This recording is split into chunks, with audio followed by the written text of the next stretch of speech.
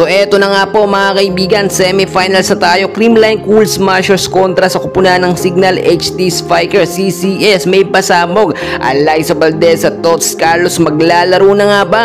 And bago yan mga kaibigan, please huwag kalimutan mag-like and subscribe and pahit ng notification bell. Maraming salamat po. So gumaganda nga pong lineup at sistema ngayon ng Creamline Cool Smashers, ay nakikita natin ang kanilang improvement sa game kahit hindi po nakakapaglaro ang kanilang mga star player tulad na lamang po ni Alyssa Valdez at ni Tots Carlos, ay tuloy-tuloy po ang kanilang magandang pagkapanalo, especially yung naging laban po kontra sa kupunan ng Petrogas na ubabot nga lang po ng C3. Well, dahil nga po sa first 6 lineup, si Bea De Leon, Pangs Panaga, Michelle Gumabaw, Kyle Negrito, Erica Stonton at Bernadette Pons, no, ay masasabi natin na kahit wala pa pong star player na lumalaro dito sa Creamline, no, ang tinutukoy ko si Valdez po at si Tots Carlos at kahit si Gemma Galanza, no, ay nananalo po ang Creamline.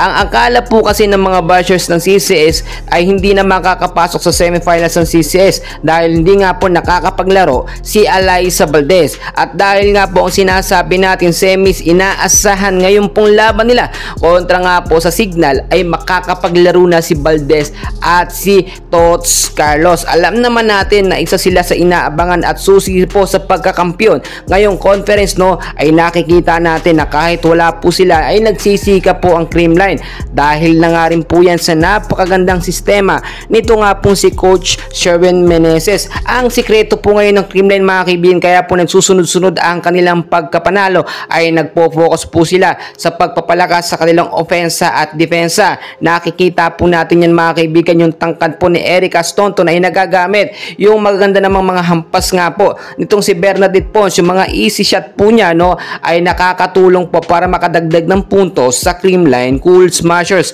Well, tulad ng aking sinasabi mga kaibigan, hindi po ito magiging kasing dali ng ating inaasahan, pero malaki po ang tsansa ng Creamline Cool Smashers na makapasok sa finals at talunin eto nga pong Signal HD Spikers. Alam naman natin mga kaibigan na malakas din ng Signal dahil nakapasok sila sa semis, pero hindi po magpapatalo mga kaibigan ang Creamline Cool Smashers sa kanilang panibagong sistema. Eto mga kaibigan, ang tatandaan po ninyo, pasabog ng Creamline ngayong semifinals, posibleng makapaglaro si Alyssa Valdez dahil dumadaan na po ito sa ensayo at sa training. Do alam naman natin na kahit wala sila nakakapalagang Creamline, pero iba pa rin ang merong Alyssa Valdez at Tots Carlos dito nga po sa Creamline Cool Smashers.